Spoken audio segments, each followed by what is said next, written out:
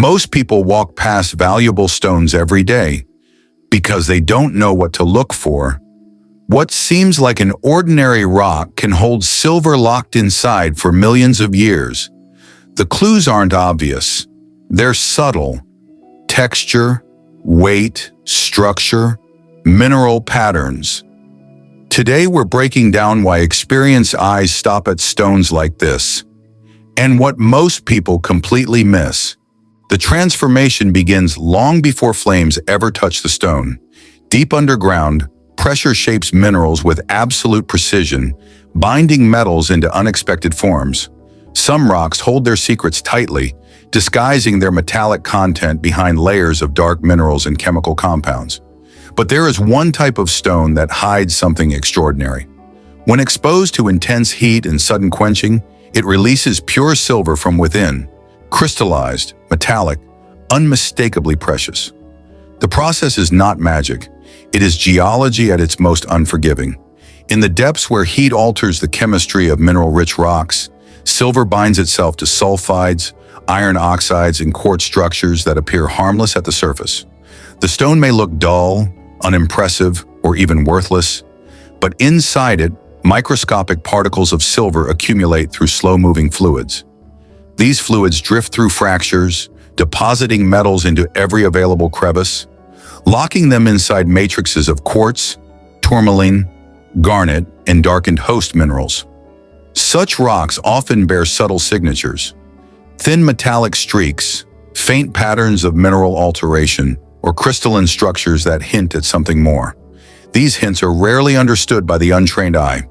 Most people step past them, unaware that the stone underfoot contains silver waiting to be released. Under extreme heat, these minerals break apart. Bonds that held silver tightly finally yield. And when the rock meets cold water immediately after heating, the thermal shock forces the matrix to fracture, exposing the liberated metal within. A once solid stone cracks like glass, revealing a glittering core where silver was trapped for centuries. This reaction is tied to the composition of the stone itself. Minerals such as galena, sphalerite, arsenoporite, and iron-rich sulfides play a critical role in binding silver. When heated, they undergo decomposition, separating into new mineral phases. Silver emerges from these altered compounds, sometimes in thin wires, sometimes in shimmering flakes.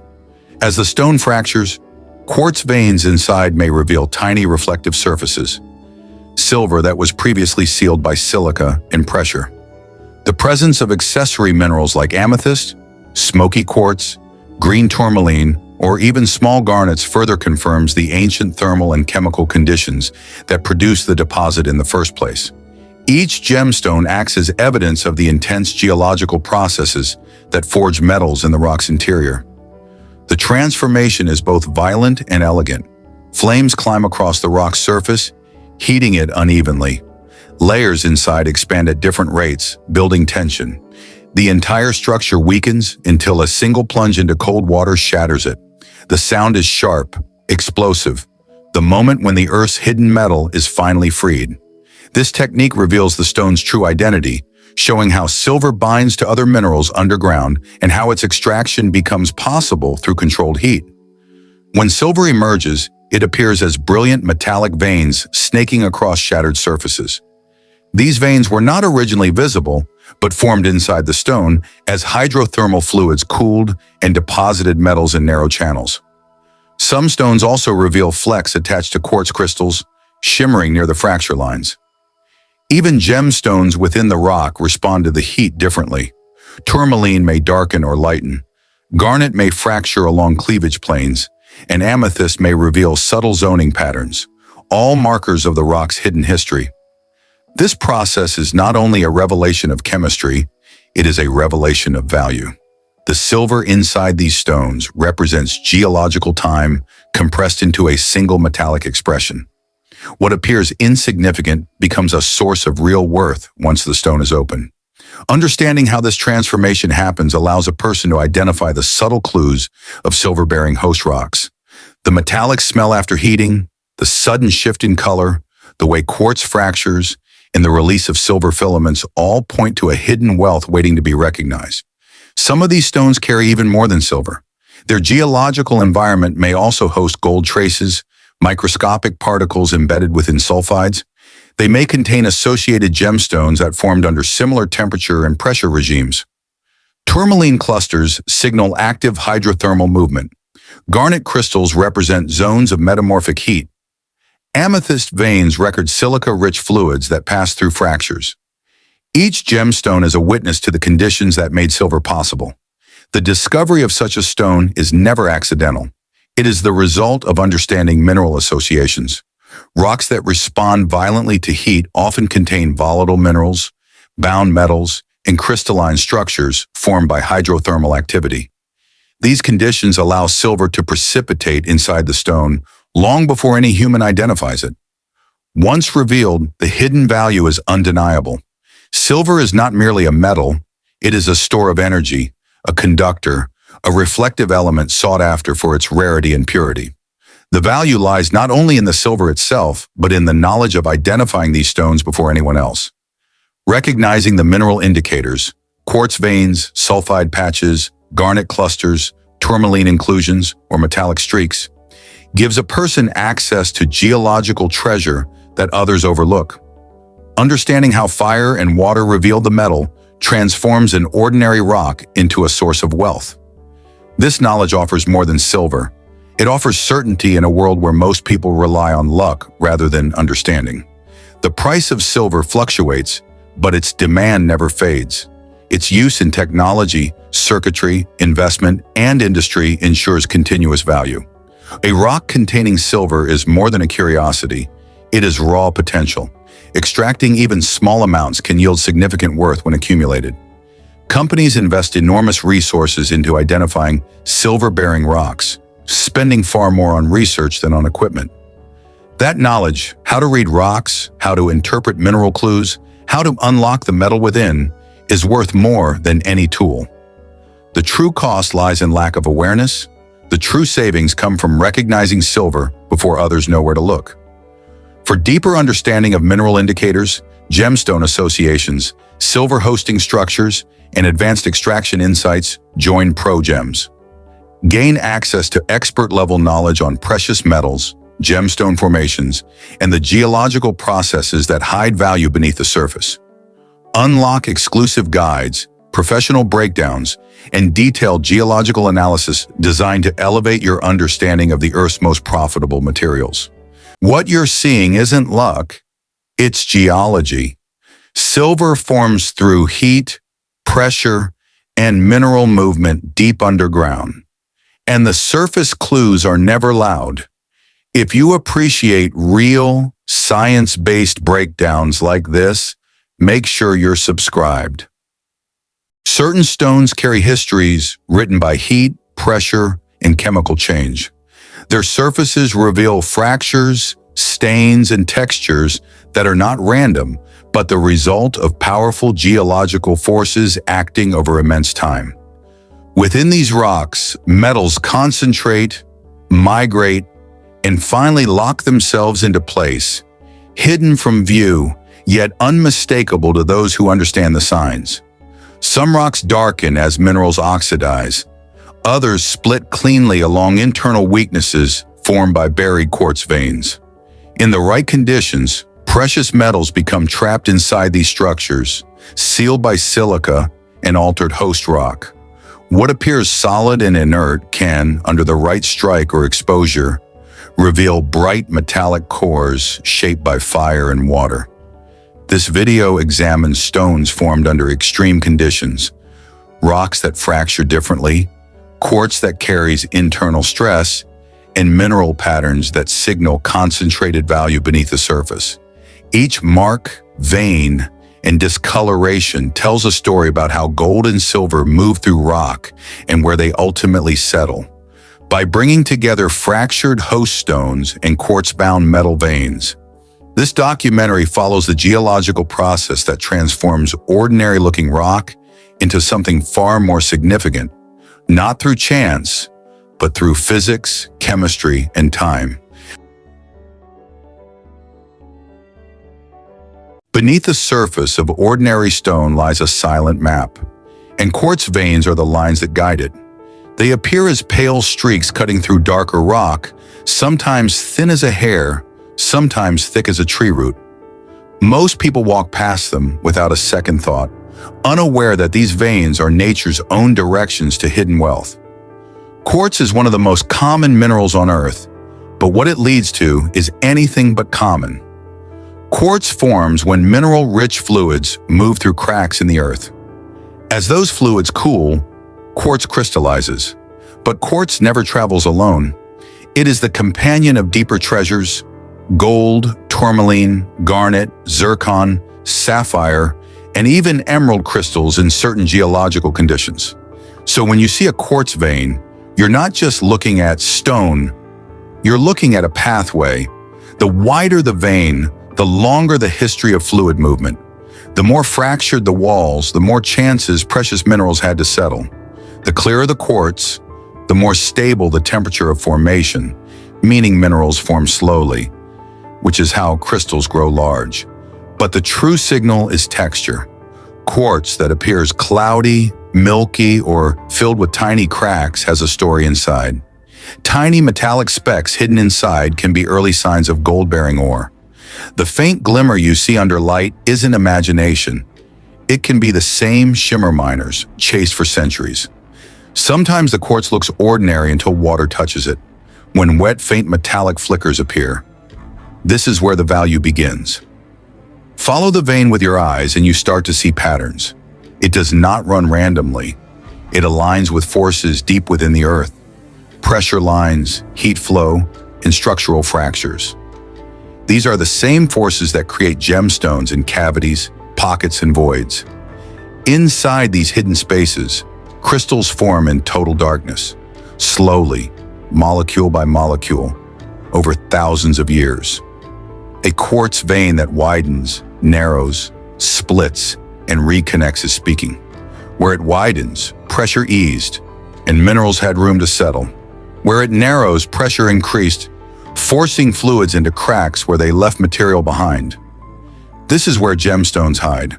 Garnet forms like tiny embers glowing inside the rock. Emerald grows where silica is low, but beryl minerals and trace chromium are present. Sapphire forms when heat and pressure fuse aluminum-rich minerals in metamorphic zones. Tourmaline grows in fluid pockets where minerals cool slowly, forming rods of color that glow when cut. All of these can be traced back to fracture lines, and fracture lines are traced by quartz.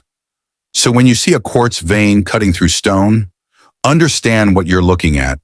It is the signature left by the Earth's inner heat, a memory of movement, a frozen river of mineral flow. And where minerals flowed, minerals stayed. The true art is not simply finding quartz, it is reading it. Where the vein is pure white, minerals pass through quickly. Where it becomes stained rusty red, iron was present, and iron often accompanies precious metals. Where it turns gray or metallic, sulfide minerals formed, and gold hides in sulfides. Where small green, black, or pink needle-like crystals are locked inside, not every quartz vein holds treasure, but every treasure-bearing vein includes quartz. Quartz is the messenger, the trail, the map. The ground around a quartz vein also changes. Soil darkens, tiny crystal fragments gather in erosion lines. The weight of stones shifts, heavier materials settle low. When rain comes, it reveals the truth even faster. Loose sand washes away, dense minerals stay. Small dark grains with a metallic luster may appear. And those grains can be the early form of something far more valuable. Even before finding a full crystal or metallic mass, these grains are the first clue to economic value. This is where pricing begins. Value is not determined only by finding a gemstone. Value is determined by recognition, knowing what stage of formation you are observing. Raw ore contains potential value. Cut gemstones hold refined value. A rough stone pulled directly from the ground may look dull, but when polished it reveals clarity, fire, and depth worth far more than the rock that held it. One small vein of gold locked in quartz can become an heirloom piece of natural wealth. But none of it is found by accident. It is found by attention. And that is why quartz veins matter. They teach patience. They train the eye. They force awareness. The world hides its treasures beneath layers of silence. Quartz breaks that silence. It shows where the earth opened, where forces collided, where minerals gathered and crystallized with time. Quartz veins are not only markers of value, they are markers of geological history. Every line, every crack, every formation is a record of heat, pressure, and time. Quartz veins form when the earth moves. Two layers of rock shift against each other, creating a fracture. Deep underground, water superheated by the Earth's core moves upward. That water carries dissolved minerals, elements, metals, everything the Earth has been melting and reshaping for millions of years. When the pressure changes, when the temperature drops even slightly, those minerals begin to fall out of solution and crystallize. First comes quartz. Then come the minerals that traveled with it. This is why quartz veins are trusted by collectors, miners, and gemstone hunters worldwide.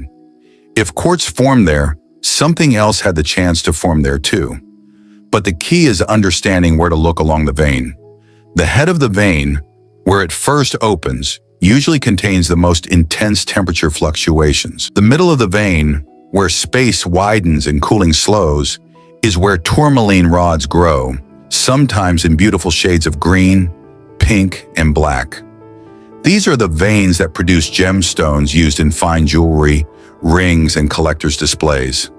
The end of the vein, where fluids escape into open pockets, can sometimes form the most breathtaking structures.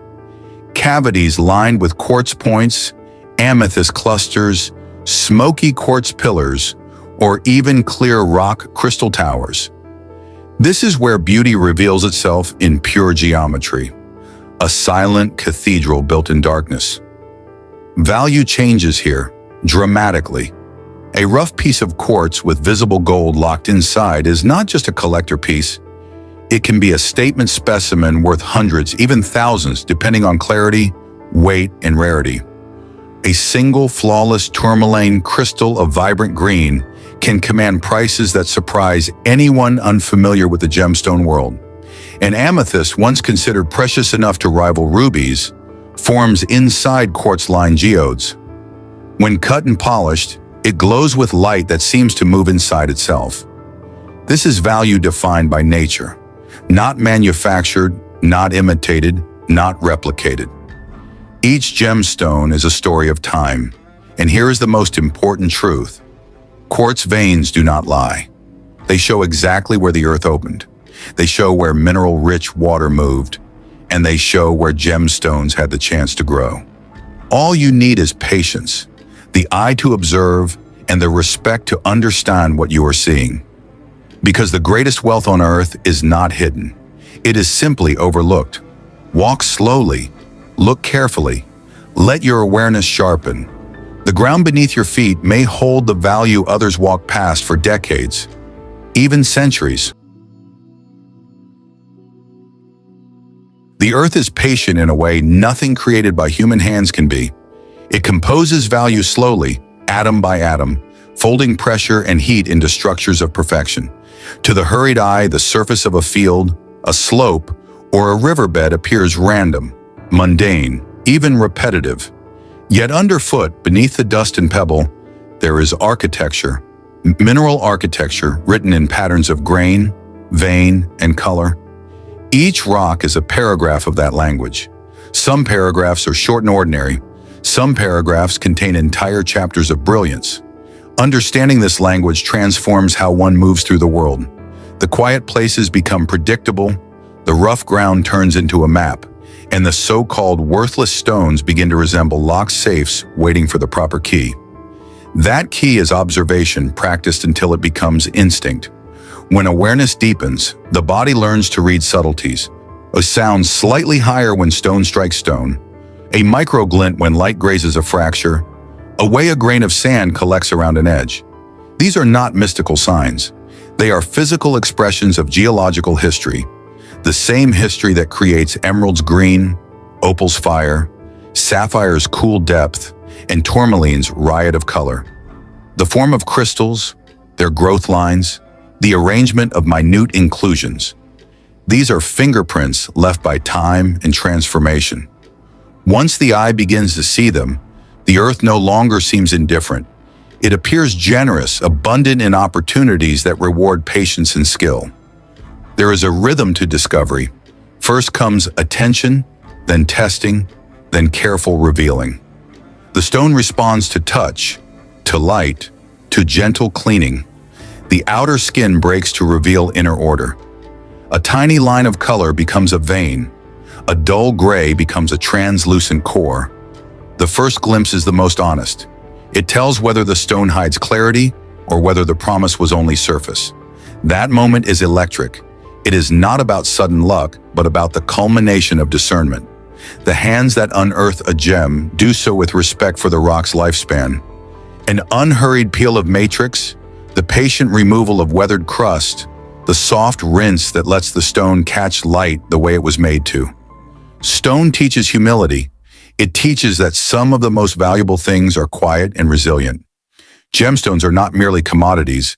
They are memorials of the forces that shape the world. They are records of temperature, fluid chemistry, and time. An emerald's color is a statement about chemistry.